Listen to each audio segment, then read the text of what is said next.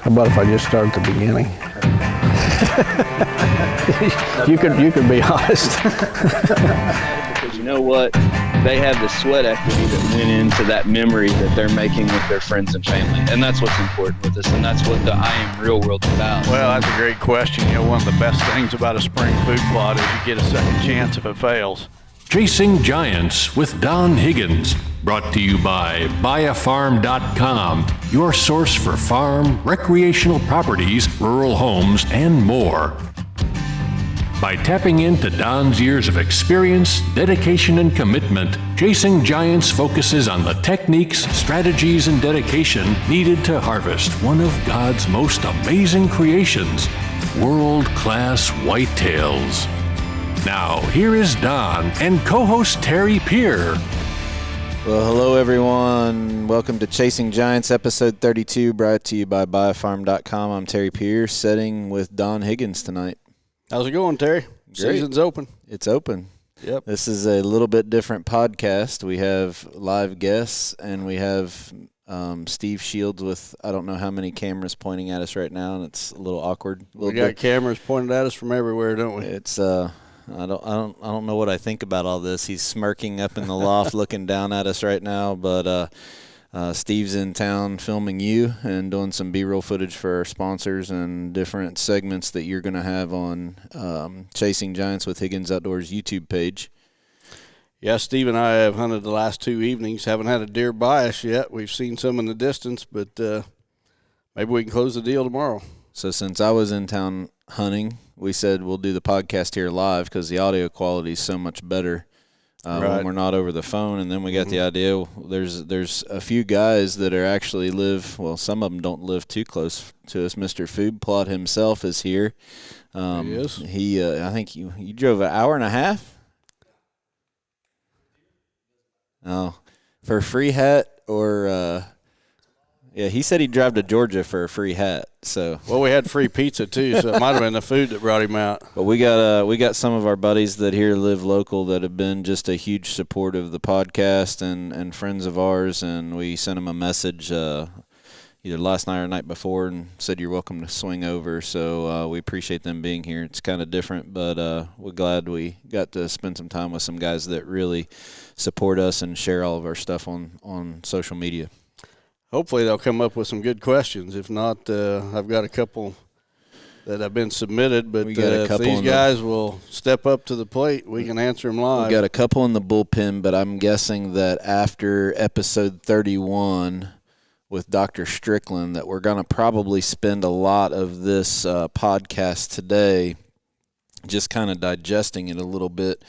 I know that I've listened to it a couple times, and we probably, looking back on it, should have probably had that conversation with Dr. Strickland before we've recorded because it was all the first time we had heard it too. So we were digesting it, and I think it's a good idea to have him back on. But before we dive into that, why don't we kick off? Let's dive into a little bit about. I moved cell cameras around today.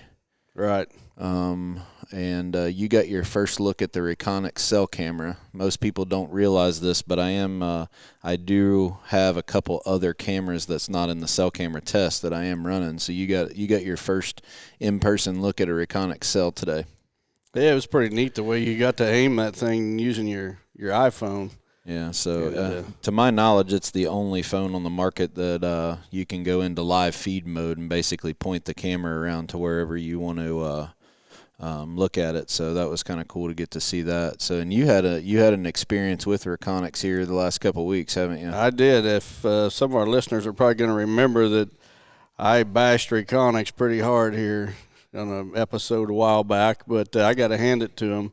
I had a camera that somebody had come up to the tree and took a big rock or something and just smashed this camera.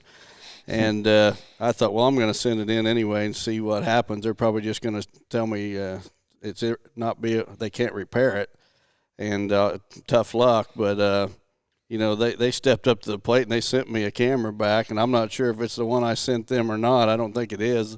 If it is, it's in a new case, but no charge whatsoever. New camera. Well, we know for a fact that things don't and that was our biggest statement in that episode. It's not that we expect things to always be perfect. Right. But when people stand up and show integrity and character, that's the kind of companies that earn my business. Yeah, absolutely. I've used Reconyx cameras for 10 years now, and hands down, there's nothing compares to them.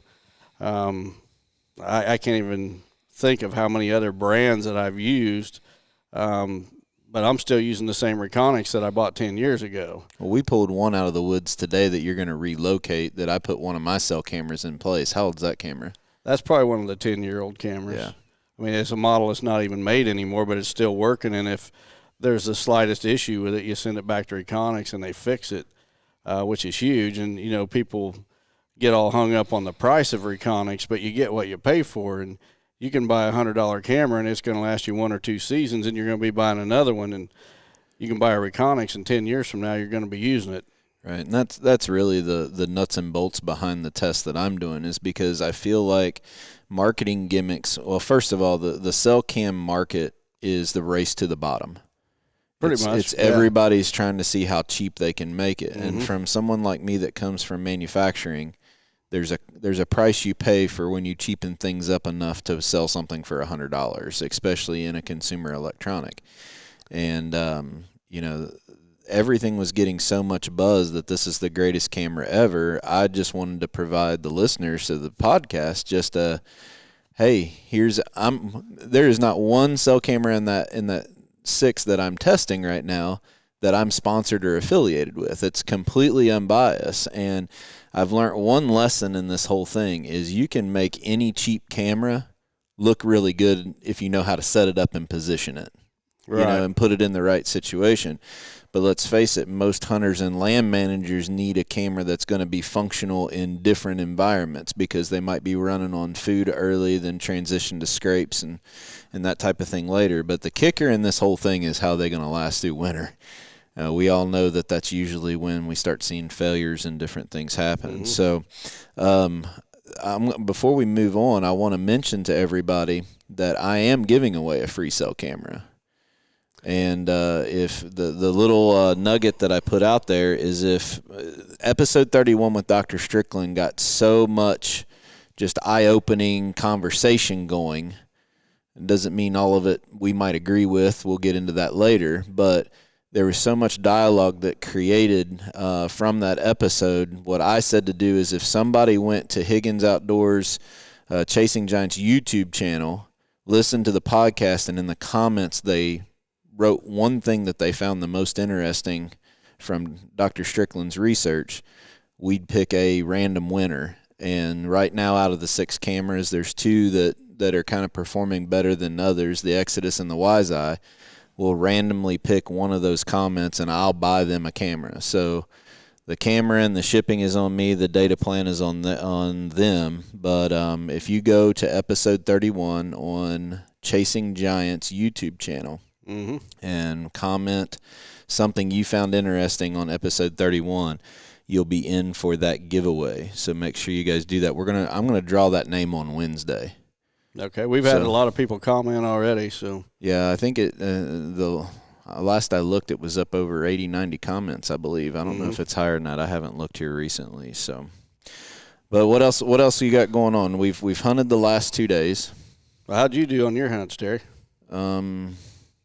I didn't see anything worth shooting. I could have shot a few deer, but I saw about a 135-inch 8-pointer last night, a couple does. Saw a couple does tonight with a fawn. But I'm on a couple really good ones. I'm not going to say much more than that, but there's a reason I'm up here. Let's just put it that way. I still got a tag in Kentucky and can hunt 7 miles from my own bed, and instead I'm sleeping on a cot in a machinery shed.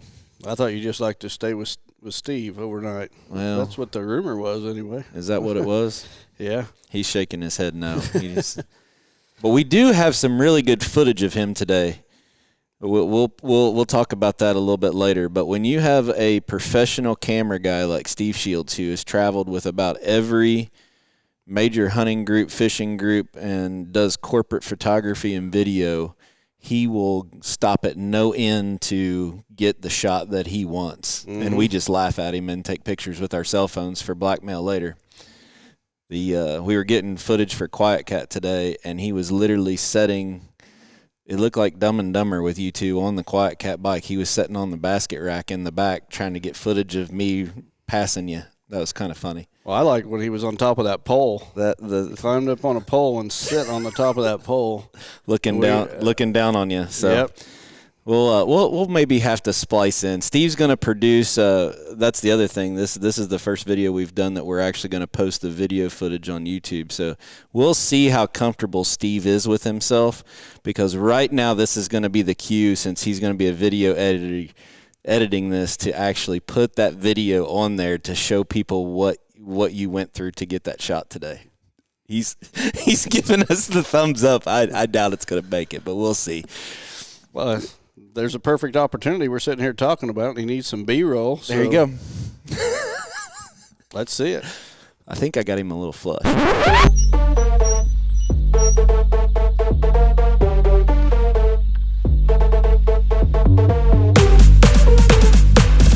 All right, let's move to, I think we're going to spend probably a little bit of time on this, but some takeaways from episode 31 with Dr. Strickland's research that he talked about. Yeah, every deer hunter seems to have an opinion on every subject out there, but Dr. Strickland has the research to back up what he's saying. And I don't know, the biggest takeaway for me, he validated a couple of things that I've been doing, and one is the nutrition end of things and how important nutrition is, especially for fetal programming, for that doe. And he pretty much made it very clear that, once that fawn is born, there's nothing you can do to make up for the nutrition that fetus did not get before birth. So it's very important that your does, have a good diet. The other thing was culling. Culling Bucks has kind of got a bad rap, and he verified what I've thought all along, and you can actually cull and help a property out. Now, you're not going to help the entire wild herd in an area, but on a specific property, the bucks you decide to kill and the bucks you decide to allow to live to older age classes is going to have a big impact on the bucks you get to hunt down the road. And I've been doing that for, about 30 years on the property I own, and I've seen the top end bucks on my place. They're at least 20 inches bigger today than they were when I started 30 years ago. But he brought up another point, and we're going to stay on this topic a little bit before we go back to the fetal programming. He brought up a point to that I'd never really thought about. It wasn't necessarily his, and you tell me if you agree with this or not. It wasn't necessarily from a genetic standpoint that says I don't want that buck breeding. It was from an overall taking another deer out of the herd, whether that meant he wasn't going to be a smaller bully buck when he got to be 5 and 6.5, running off really stud 3.5s, or it was the amount of food. I think, what did he say? A ton of feed or food from your food plots or habitat that deer is eating. Do you agree with that necessarily, or do you still think that there is some genetics that taking him out helps? Well, every animal doesn't have equal genetics, just like every person. We're all not going to be 6'6" or whatever. So a buck is an animal that has genetic limits. As a land manager, we can decide which of those animals we allow to live long enough to express their genes. And by culling out the smaller bucks in each age class, we're allowing the bigger ones to live to the older age classes. And it's exactly the opposite of what happens typically. A deer hunter's in his stand and he sees 2 bucks out there. They're both 3.5 years old. One of them's a 10-pointer that's 150 inches, and the other's an 8-pointer that's 120. Well, guess what? The 10-pointer is getting shot every single time. Right. And I've taken the opposite approach on my place. I've always shot maybe I didn't personally shoot them, but I've allowed others targeted that buck. Exactly. Shoot the smaller bucks in every age class and allow the bigger ones in each age class to live to 5-6 years old, and it's made a huge difference. Well, I think one of the things that I'm worried about based on the comments that were made in YouTube was that his statement that every buck has the genetic potential. It's just unleashing that from the fetal programming. But if you listen to the full story of what he talked about through the whole podcast, he made a reference that I think is really important for everyone to go back and either hear or understand. He said that it's impossible for a 300-pound Midwest deer from Iowa or Illinois to go down to the panhandle of Florida and live because of the conditions down there. That body type can't be sustained. We see it in cattle all the time. That you take a deer or a cow that is used to grazing on real flat ground somewhere and put him in the mountains of eastern Kentucky and turn him loose. He can't survive walking around on that ground. He doesn't have the muscle structure to do it. And I think what people need to understand is when he said, and I even brought the topic up about genetic pockets, we were referring more to from here to a town over, not from here to South Georgia. Mm-hmm. I don't necessarily think he was implying that a deer in South Georgia or South Carolina or Mississippi, Louisiana has the same genetic potential as a deer up here in the Midwest. That if you feed that doe mineral and good food while she's pregnant, all of a sudden you're going to have 200-inch deer 4 generations from now. I don't think that if genetics wasn't important, all of your deer breeders and cattle breeders and everybody else would not pay the money that they're paying to get the genetic bloodlines that they're getting to make world-class animals. And that's exactly where I was going. I've got a lot of experience with livestock over the years, and we can't just discount genes in favor of nutrition. Nutrition just simply allows an animal to express the genes it has. Poor nutrition, and it's going to suppress those genes. Right.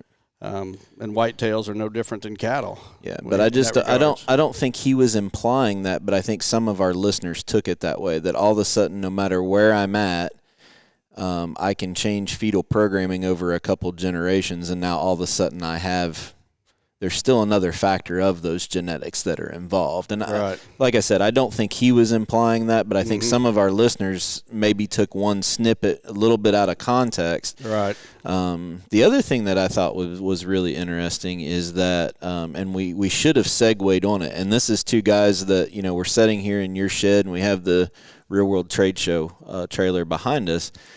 Part of our business is selling mineral, and we're the ones saying that. I think we're the only ones probably on the market that's coming out and saying you throw mineral at a deer, you're really not going to maybe make that much, if any, difference that year. But it goes back to feeding the right mineral at the right time of the year for states that allow it. It can be huge for you down the road. Yeah, I've always promoted nutrition as it's going to be at least a 5 years before you start to see the benefits of a nutrition program. It's not just throw the mineral out in May and come October you've got bigger bucks. That's the guys that's using it as an attractant, not to change the herd or make a difference. But there is some products out there that are guaranteeing bigger bucks. That's where I was going. Yeah, and it's just impossible, especially with what they've got in their bags or buckets. It's like we've talked several times here lately. Everyone's looking for the next gadget or gizmo, and your longtime friend Alan Foster and I were just sitting over here in the chair a little bit ago. And what did you said? It's not supposed to be easy.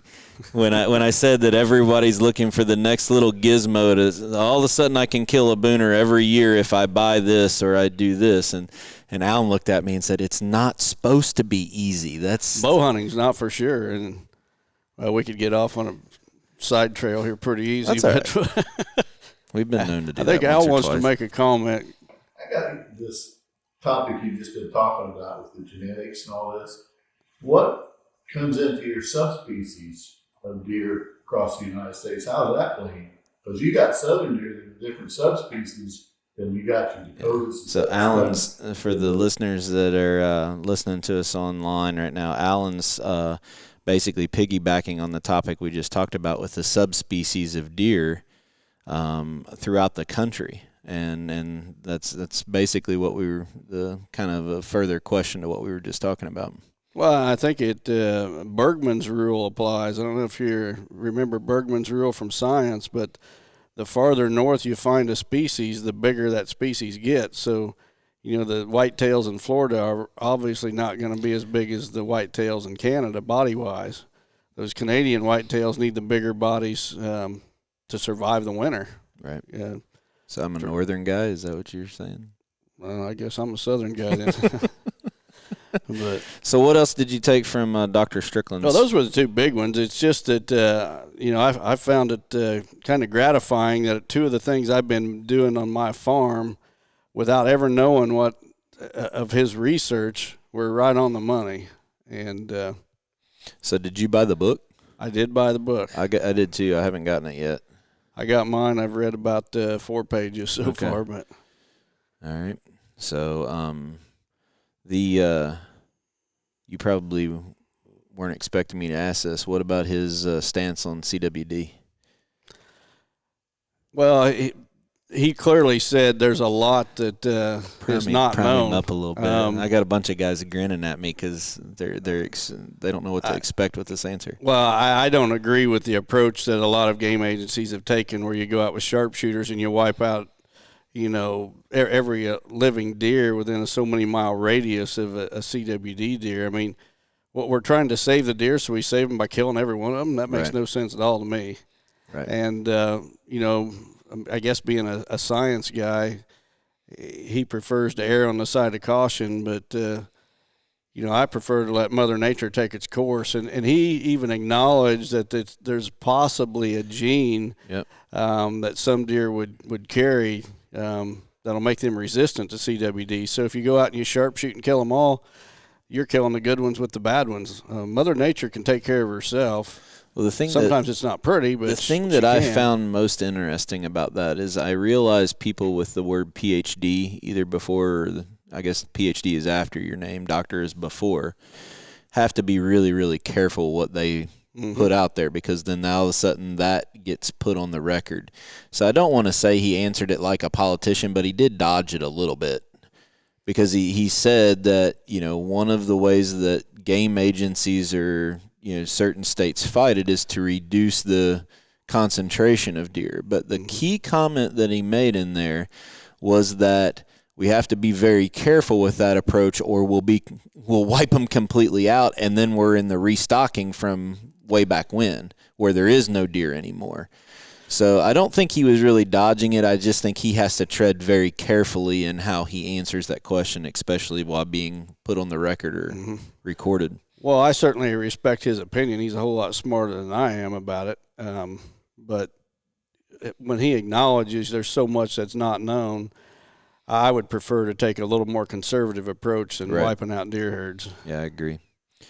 So, episode 31 had a lot of people. I mean, what did you guys think of it? It made you scratch your head a little bit about some different things, right? Think about things a little different. Huh? He definitely, made you think about things a little different. Yeah. For sure. The approach to, I think, good food sources and good nutrition in the off season almost to me made it feel like I've always tried to be able to have deer have habitat and cover and food since I started food plotting, but I can pull deer in with alfalfa that we're mowing for cattle. It's taking a different approach, as not using it as something to draw in. Food is there to sustain, and in that pivotal time when that doe is pregnant should be the foundation of everything, not what you're doing for this year for hunting. And that's just a different perspective that I took out of it.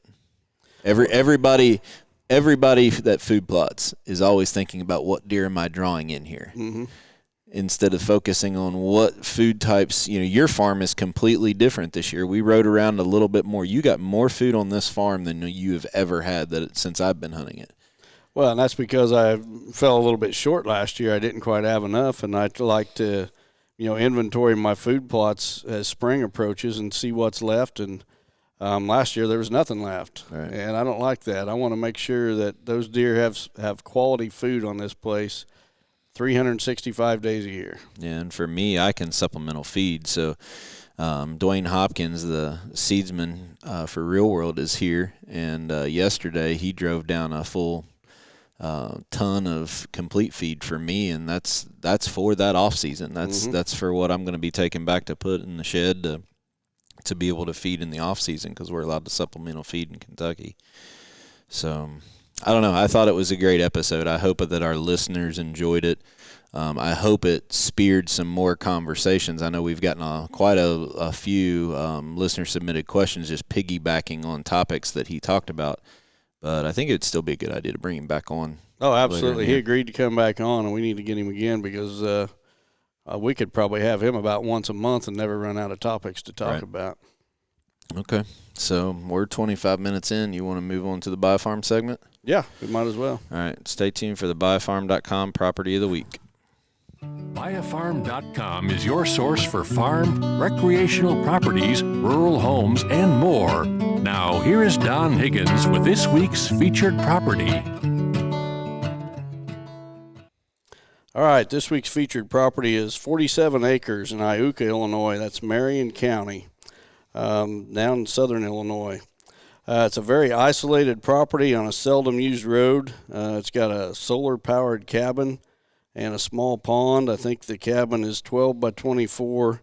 There's also a 12 by 24 storage shed. There's 3 permanent hunting blinds on the property.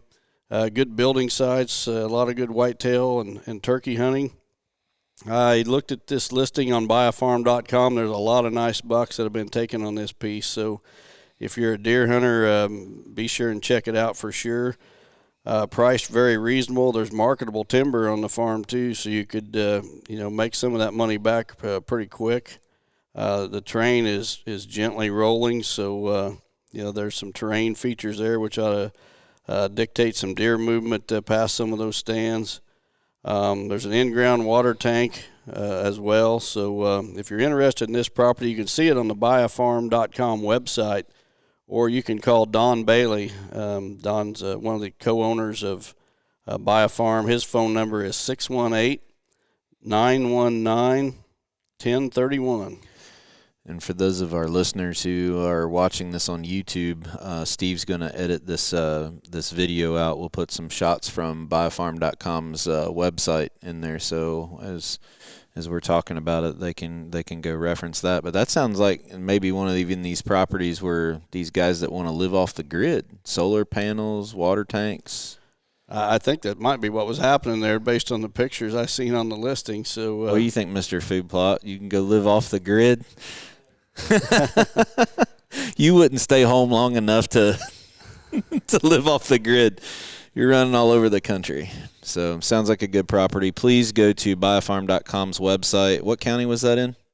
Marion County. Marion County, and look that one up. And if for whatever other property needs that you have, please go and they've been putting a lot of work into their Facebook page. All of the listings are on Facebook. So for those of you who are on social media and Facebook, go like biofarm.com's Facebook page. They're putting a lot more information out there on it. Absolutely. So, are we listener-submitted questions out of the bullpen, or is our live studio audience? James Morgan is sitting on the edge of his seat. Did you hunt public tonight? You had to have been like a half hour, 40-minute walk back in there, didn't you? Yeah. James hunted public. He said he was going to be late getting over here, so. So James is a good friend of Don's, and he actually shot a buck on your property a few years ago. He actually shot 2 bucks. 2 bucks? Yeah. So he's diving in. What's the name of your Facebook group that you run?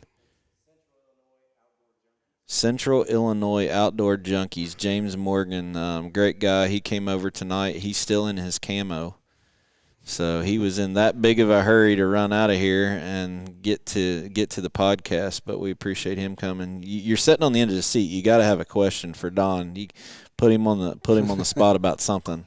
Well, this season is my first season using cellular cameras. Okay. And I was just wondering, during deer season, cell camera locations, like what do you want to learn from that cell camera about the deer you're chasing? So the question is using cell cameras during the season, what are you looking to get out of the cell camera data that you have out there during the season? Not preseason scouting, but during the season.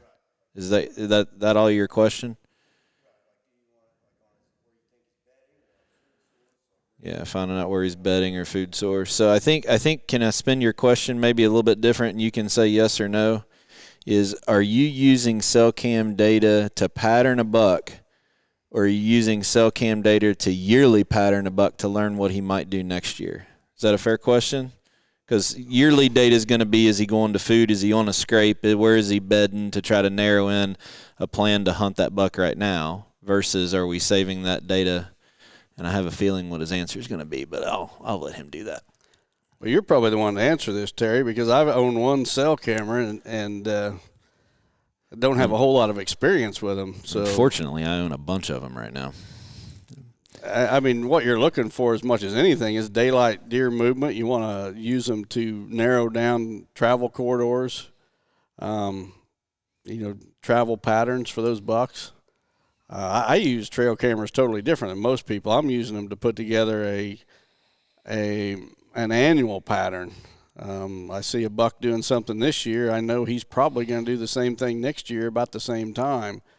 And I reference that a lot on this podcast, but I'm building years of history with a buck, and that's where the cellular camera, it really doesn't matter to me if it's a cell camera or not, because I'm not even utilizing that data until years down the road. So I'm fine with a regular trail camera. But I think what you say that, but I'm going to challenge you on that. I'm good at that. All right. You do every week, so why would this be? Well, but a cell camera played, I'm not saying you would have gone out and hunted Trump, but you got a cell camera picture of Trump in daylight hours when you were taking Smokey to the taxidermist. I did. So I don't know that tipped you off. It didn't tip you off about where to go, but it sure made you feel a whole lot more confident you might have seen him after setting how many sets without seeing a deer. It played zero. It played zero role in that whole hunt. Okay. I had my plan on what I was going to do for that deer before the season even opened. Now, seeing that cell camera, it got that picture got me excited, because there he is on his feet in daylight hours during hunting season, but my plan was already set. I mean, I already knew what I was doing, and when I went back on my next hunt, I was not even where that cell camera was. Right, that's what I was getting. You weren't in the same location. Right.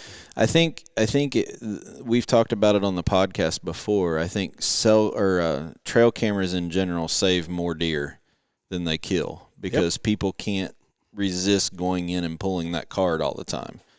So if you're using a trail camera the way Don's doing it, where you're getting yearly data, switching to a cell camera would possibly open up the avenue to get intel live stream, if that makes sense. But to say that you get a cell camera and you can go jump in a tree and it helps you kill the deer, maybe not. I don't know. Well, I think the less you are going in checking anything, the better chances you have on that deer that year and in the future, if that makes sense. So it keeps you out. That's part of the test that I have going on right now. See, some of the gimmicks some of these cell camera apps or cameras are providing is they're selling the cell camera that has no control of the camera whatsoever. It's just sending you pics. Well, if I have to make a change of sensitivity because of getting false triggers, I still have to go in. So you really have to look in depth about what control you have of that camera. If your goal is to invest in money to buy a cell camera and there's two cameras at the same price point, a consumer needs to look at not only what are you getting for it, but how can I control it? Because the whole goal is to stay out, right?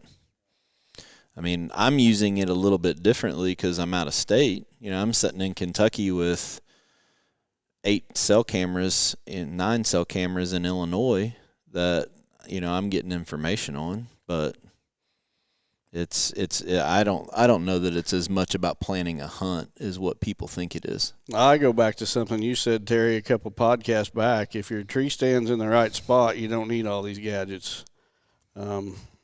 It's really that simple. It doesn't matter if you're talking about calls or scents or trail cameras or whatever. If you're in the right spot, You don't need all that stuff. It's like Mr. Foster said, it's not supposed to be easy, right? Hal's sitting there with a big grin on his face. I can read his mind. I've known that guy long enough. I can tell you exactly what he's saying.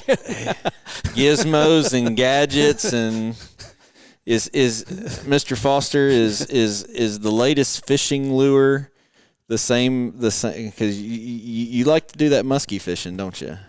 Is the latest muskie lure the same as what in the fishing world as it is in the gimmicks in the hunting? What's that? I don't have too many of the latest ones. Okay. I was just wondering if there's a constant barrage of the latest trick lure that's gonna. Oh yeah, it's no different.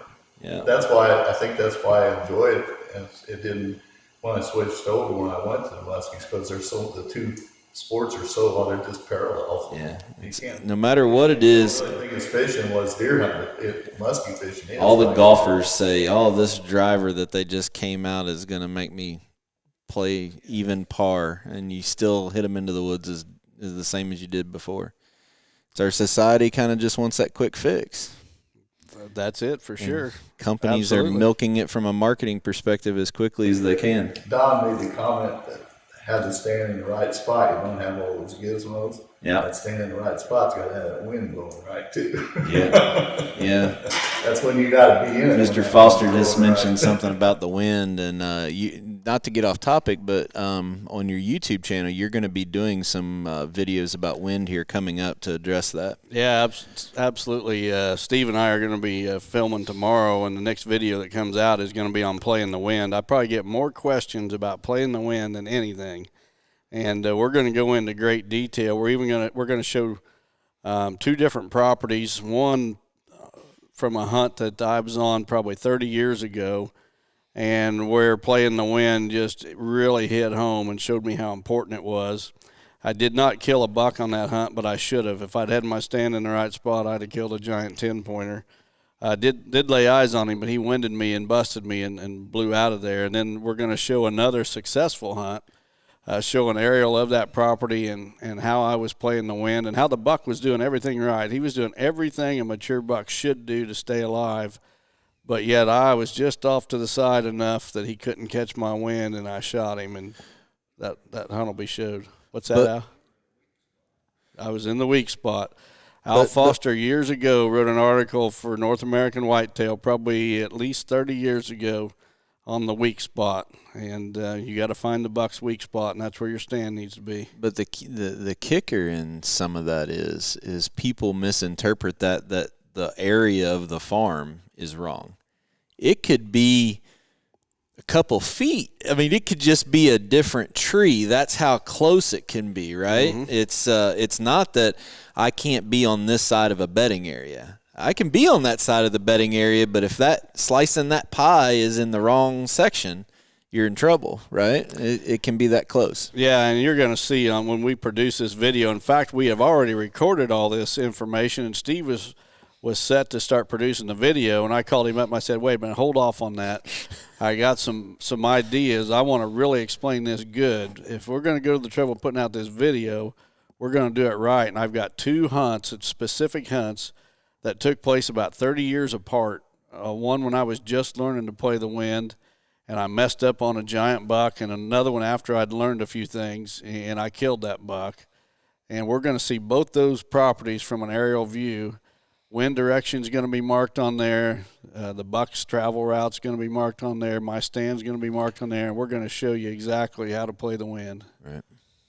Well, who else has got a question here? We got a room full of guys, and all of them are sitting Somebody's got to have a question. Maybe we just ought to go down the line. Yeah, everybody's got to ask a question. Mr. Food Plot himself has a question. So CWD, are there any areas in the country where they don't sniper deer? CWD, the question was, is there any areas of the country where they don't sharpshoot deer when CWD deer is found? And yeah, there is. Some states basically do almost nothing. They just ignore it. And Illinois is one of the extreme examples where if a CWD positive deer is found, they eradicate deer in, I forget, it's 2 or 3 mile radius of where that deer was found. And I believe it's for a number of years. I think it's at least 5 years, which makes no sense at all because they've proven that the CWD prion can live in the soil for hundreds, if not thousands of years. So we come in and for 5 years, we wipe them out. Well, if it's still alive in the soil, you've done nothing but just kill a bunch of deer. And ironically, to kind of build on that, and this is not to bash the DNR or nothing, but it's just a fact, and it's politics at its finest. Quit laughing. The problem is we're on video and people can see my facial expressions when you said that. Wait till they hear what I got to say. A couple of years back, my local senator introduced a bill to allow supplemental feeding in Illinois because, we talked about nutrition, how important it is. And I would like to be able to supplemental feed on my property, but it's illegal in Illinois. So the senator went and met with DNR and to find out their objections to it. They were objected to it. You know what their objection was? Their objection was these CWD sharpshooters are state employees, and those state employees would be out of work. They don't want to stop shooting deer because then these people would get laid off, these state union people. That was their biggest complaint. Came straight to me from my senator, yeah. Wow. They didn't want these guys to be unemployed, these sharpshooters. Heaven forbid we could find something else for them to do. Okay, I bashed DNR. I'm telling you, I've told you I was not going to, this podcast was not going to be a bash DNR session, and here we go. Yeah. I'm not sure how they We're not going there. I'm glad that one wasn't on. I'm glad that there was no mic over there for that one. So, all right, who's got another one? The question is accessing in and out of your stand. You have a buck identified and you have a tree that you want to get in to kill that buck. What do you do? Well, I'm going to kind of turn the tables, and I hope I don't embarrass you here, Stephen. You've picked out your tree without picking out your access, and without good access, a tree's worthless. And I'm not saying you picked out the wrong tree. I don't know the situation, but access is one of the first things to look for. If you don't know how to get to that tree, or you can't get to that tree, it's not a good stand site. Well, I'll go another step. This Sunday, I did a podcast interview with Trail Cam Radio. And one of their questions to me was how I deal with hunting, because where I live, it's really hilly. It's not like up here. So their question, they hunt a lot in southeastern Ohio. That's the topography is very similar. And they're asking about how do I deal with swirling winds around ridge tops, and they didn't really like my answer. I just said I don't hunt those areas. If I have a spot that I have wind that will swirl or that I can't control, that it's not consistent, I'm in the wrong spot. It doesn't matter if the deer's there or not. I have to find a spot that works right, if that makes sense. And they were, I don't know if I didn't answer the question the way they wanted. I think some people are saying, oh, just run ozonics in your tree, not to bash that company, but, run ozone or whatever. No, you're in the wrong spot. You can have a great spot that has deer in it, but if I can't get in and out. Right. Yeah, so I don't know. That's how I answered the question. If you're dealing with that kind of stuff, you're just in the wrong spot. Yeah, so his question is hunting in the mornings in October because of spooking the deer going out, and then how to get out in the evenings without spooking them out, right? Is that kind of in a nutshell? And this is going to apply a little bit more for property that's got food plots are managed versus public, because I think public, when you're going like James did tonight, you got a lot of other factors involved in that. Do you want me to answer that one? Go ahead. The hunt I just referenced that's going to be on this video about playing the wind, the first hunt from 30 years ago where I messed up on the big buck. It was a situation where it had rained the entire night before, and the rain stopped right about daylight. I was working day shift at a factory in Mattoon at the time, and so I was getting up, before daylight. When I would drive to work, it was about daylight. Now, it had rained the entire night before, and it stopped right about daylight. And I knew the wind direction that morning. So I get off work that afternoon, and I'm going in to hunt this stand. And I'm accessing this stand down a fence row. We've got to walk down this fence row. and I noticed a single set of deer tracks, a big set of tracks in the mud going down this fence row. And I knew they had to be made that morning because it rained hard that night. I knew that deer was going to bed that morning and he was headed right towards where I knew it was a bedding section in that woods. And so I followed those tracks for a little bit out of my way to see what that deer was doing because I knew the wind direction that morning and I wanted to see. And the second thing I learned from that hunt, and it's going to be on this video, was there was absolutely no place along that route that deer took where I could have been sitting and he wouldn't have smelled me. He was going to smell me no matter what. Any tree I would have been on along that route, he was going to smell me. And it was an October hunt, and then that told me that, you know, a lot of times when these bucks come in, and this is exactly what this buck did, when they come into bed, he ran he stayed out from the wood's edge about 50 yards. And the wind was blowing from the woods to that open field, and he ran that downwind edge, and then he J-hooked right back into it to bed. And, boy, I was smiling from here. And the wind that day had switched from the west to the north, so when I went into my stand, I had a different wind to hunt. And I was smiling from ear to ear because I knew where that deer was bedded. I mean, I seen his tracks in that mud going right in there. And so I circled around to my stand, and I thought, I'm going to get this guy. But that buck taught me that there was no place I could have hunted along that route and killed him. The wind was going to get me no matter which tree I was in. And the more I thought about it, you know, I've seen in the last couple of days guys shooting big bucks in the morning. There was a giant I just seen today that was killed in Ohio on a morning hunt. You're going to see that, but I promise you without any doubt whatsoever, for every big buck that gets killed on a morning hunt, 50 or 100 of them get spooked.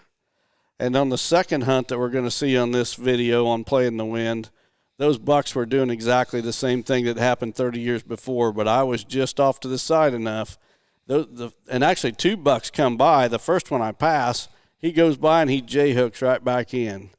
And you'll hear guys saying, well, I seen a mature buck and he wasn't playing the wind at all. The wind was at his butt. Yeah, well, when they make that J-hook and come back around, the wind is at their butt. But what they don't take into consideration was what that buck did before he ever made that turn. He already scent checked the downwind side, then he turned, and then he had the wind at his butt, and he came in and bedded. And I'm telling you, for every buck that gets killed on a mature buck, I'm talking 4 years and older, every mature buck that gets killed on an October morning, 100 of them get educated. So I think when people hear someone say they don't hunt mornings in October, they're just visualizing the answer to that being, I have a field with food plot, ag, or whatever, and I have to get to one side of it when there's deer in it. So when I come in, I blow it. Completely different thing about what he's talking about. He's talking about being in a position when that deer's coming back to bed. He's going that route for a specific reason to make sure it's safe. He's getting ready to go to sleep or bed down for the day. He's checking the security of that place he's getting ready to go, being vulnerable, right? He's not up on his feet. He's going to make sure that he's protected. And how many times have we heard these stories? A guy says, well, I know where a buck's bedded. I'm going to go get in my stand at 3 in the morning and just be there waiting when he shows up. It wouldn't matter if you're there at 3 in the morning. If he goes downwind, he's not coming in. And most of the time you don't even know you spooked him because he's doing this scent check in the dark before he ever J-hooks back into that cover. And most of the time you don't even know you spooked him. I'm guessing that with the video footage that you have and Steve Shields' ability to do some animations with what this is going to be a really telling video that people can really visualize what this animal's doing. Mm-hmm. But I heard it a couple years ago. I wasn't the one that came up with it. It's that deer's locking its front door before he goes to sleep. Mm-hmm. So for sure. So Kevin's basically just reaffirming he put trail cameras in on his entrance route for mornings and saw bucks coming in after and basically smelling him and bailing. The trail cameras that he had were basically proving that theory, is what you're saying, right? Yeah, he's shaking his head, yeah. So who else has got a question here? Okay, Mr. Abbott. So the question is blind calling, does that educate deer? I just thought about that hunt that I had last year with the guy was calling. Yeah. Sound like he was a I one-man band. last year, I came up. I think it was an up and back hunt. I drove up here to actually hunt an evening and then drove home that night. It's about 3.5 hours up. And I got in the stand and I texted him. I said, either we have a WWE match going on over here with about 16 deer or somebody's rattling their antlers. And it was like clockwork. I would sit there and have the timer on my phone. No, every 4 minutes. He had probably read somewhere or gotten some internet advice that you rattle every 4 minutes blind calling, and I could hear him blowing on a grunt call. That's how close he was to the property line. I just packed up and left. Blind calling, I mean, what it really boils down to, are you trying to hunt the most mature buck or are you trying to just kill deer? It'll work, but for a mature deer, and again, it'll work on a mature buck, but for every one that you call in, whether it be with a rattling antlers, grunt caller, or whatever, for every one you call in, you're going to spook off 50. It's just like saying, blowing a bullhorn and saying, "Here I am, Mr. Big Buck. Don't come over here." I think you will have 2.5 and 3.5-year-old deer respond to it, but and for people that are getting into the sport and stuff, that's it's their journey, but. A mature buck's just going to act a lot different. I used to pack around a big old set of sheds, and I don't even think I have a grunt call in my bag anymore. If I'm calling, I want to see that deer's reaction to what I'm doing. Mm-hmm. If I do it, I will. Exactly. So if he perks up and he gets a little froggy, then you can ease into it. But just to start wailing on it, I don't know. There was a gentleman named Gabe Schaffner years ago, and Al probably knows where I'm going with this. He said a mature buck is already a super alert survival machine as it is. He's already on edge every time he stands up from his bed. He's on edge. When you blow on a grunt call or bang them rattling antlers, he's on hyper alert. He's looking for something anyway, but then he's really looking, and it just makes it 10 times harder to kill him.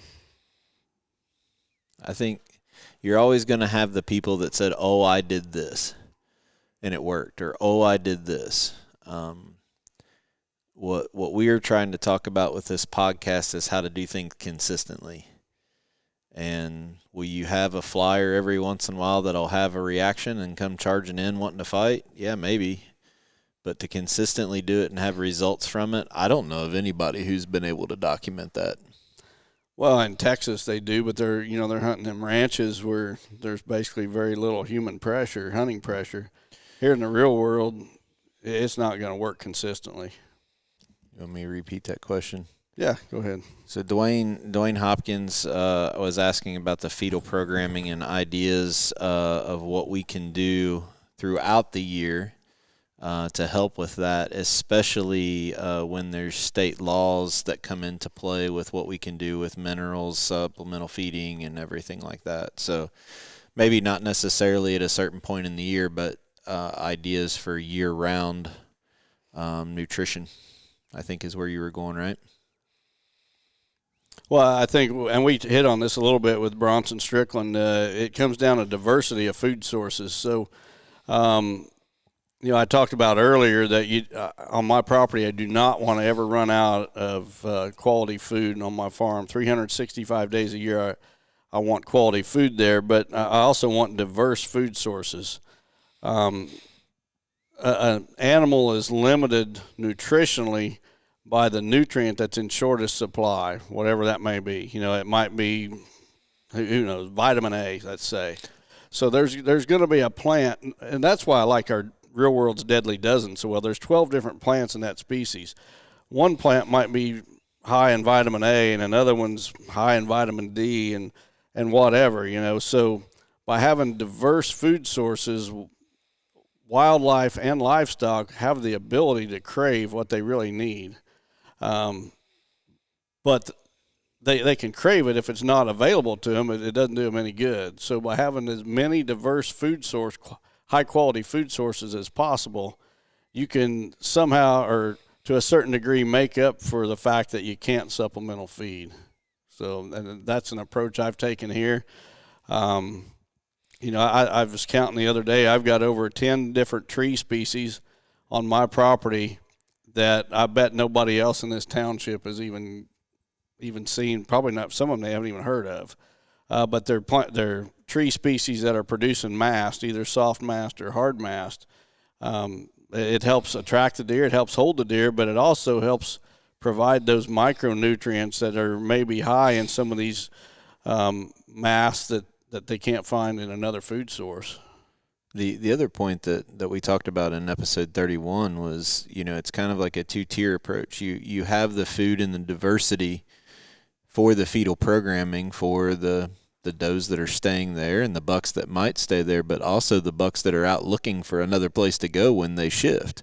You're creating that same habitat. So no matter if the buck stays or it's bucks coming in, that same habitat and that same diversity in your food sources, or in states that allow mineral and supplemental feeding, you're still creating what's needed to attract deer moving or do what you need to do for the deer staying.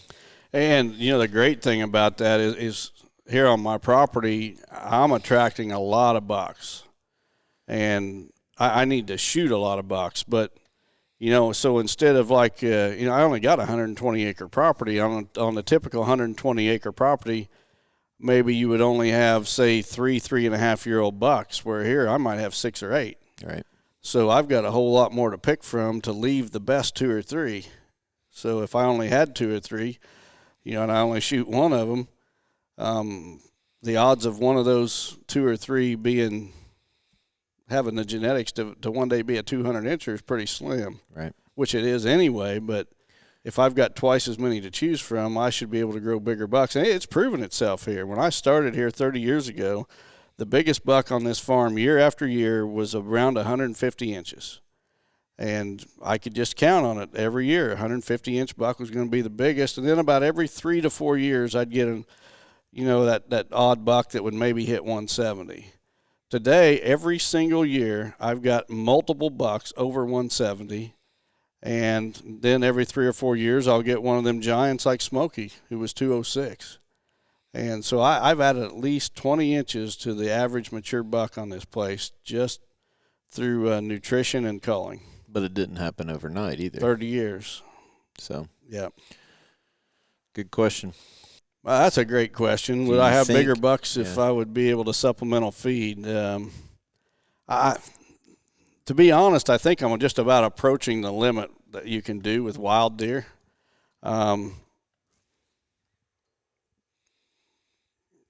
If I was put on the spot, like you just put me on the spot, my guess would be probably not on this farm. For somebody just starting out that maybe don't have the food plot space that I've got, maybe they've only got 1 acre of flat tillable ground on their whole property, and on a place like that, yeah, I'd say supplemental feeding could make a noticeable difference over time. And again, you're looking at least 5 years to see the first really results. But I never really thought about that. That's a good question. I don't think if I was able to supplemental feed, I would have any bigger bucks than what I got today. But that's property specific. Right. Like you said, this place you've managed and manicured to the point that you're able to do what you're doing. So, yep. All right, we got time for maybe one more question if anybody's got one. Brian's got one. Oh, boy. He just said the moon, and everybody's sighing here. So the question is, what do we think of the moon and the phases, and do we put much weight into how much we look at the moon on when we're going to hunt? Specifically to what's known as the red moon. Well, I'm trying to be without stepping on toes here too hard. You want me to give my answer while you think about it? No, I got my answer. Okay. When Jeff Murray first came out with the moon guide back in probably the early 90s or so, I bought one of the first moon guides ever offered. And I started paying attention to it, And what I found was I was using that thing as an excuse not to go hunting. Oh, this thing says that hunting's going to be bad today, so I'd find something else to do. And I like to hunt, so I threw the thing away. Before the month of October was over, I threw that thing in the trash, and I just ignored it, and I haven't paid attention to it since. With that said, I do believe that the moon has an effect on a lot of things. The ocean tides rise and fall with the moon. A good friend of mine, Alan Foster, you might have heard of, he's a muskie fisherman. He'll tell you that the muskie bite better on certain moons. My daughter is a nurse in an emergency room, and she knows whenever that there's a full moon that there's going to be a bunch of wackos come in with a bunch of weird injuries because of the full moon. So there is the moon does have an effect, and I'm guessing it has an effect on whitetails. I personally have just not paid attention to it enough to come to any concrete conclusions as to what effect that it does have. I have to schedule my time the same way you do. The bottom line is if I could hunt 70 days straight, I'm going to hunt 70 days straight regardless of what the moon is. I'm just doing it in the right locations, not hunting stupid where I'm in the wrong winds. Basically, I would hunt every day no matter if there was one little deer icon or there was 5 little deer icons. I'm still going to be in the woods if I can. And, the constant debate, which trumps which, weather or moon, I'm always going to lean on the side of weather before I'll lean on the side of moon. If you can get the two aligned together, there's probably is some secret sauce there, but I don't plan my hunting trips around a moon phase. I will say that I do agree. I also agree that there's some truth to it. We said at ATA with Adam, and he asked us flat out what dates you shot a buck, I shot a buck, and Wes shot a buck. And was all 3 of them on? All three of them were there. So I'm not saying there isn't truth to it. I'm just saying that I hunt when I can hunt as much as I can hunt, but I got to hunt smart. Yeah, I basically took the same answer on Trail Cam Radio. I said, you all got to get a different guest that's smarter than me to try to explain it. So that was my official answer last week. So well, we're a little over an hour. Do you got anything you want to say before we wrap up here? No, I'm just wish everybody a safe season, safe and successful season now that we're getting rolling, getting to the woods. Yeah. This is our first attempt at doing a video version of this for your YouTube channel. So obviously we want to thank everybody who came over. These guys in this room are all good friends of ours that have shared and supported us and everything. So thank you guys for coming and asking questions. But leave us a comment in the YouTube section below. If you like us doing this, we'll try to do this more. It's a little bit more difficult in the off season when I'm not up here as much. But if you guys like this style of it a little bit better, then we'll try to do it to help you guys out. But the guys that are listening to us on Apple Podcasts, again, just please give us a review. Even if you don't type anything out, that helps other people looking for this type of information. It recommend them better. So on behalf of everybody and all of our sponsors, Don's going to take us out. Good luck this season, and we'll be checking in here in a week or so. Yeah, we want to thank our sponsors, BuyAFarm.com, 360 Hunting Blinds, Quiet Cat, Real World Wildlife Products, Vortex Optics, Lone Wolf Stands, and Matthews. See you next time.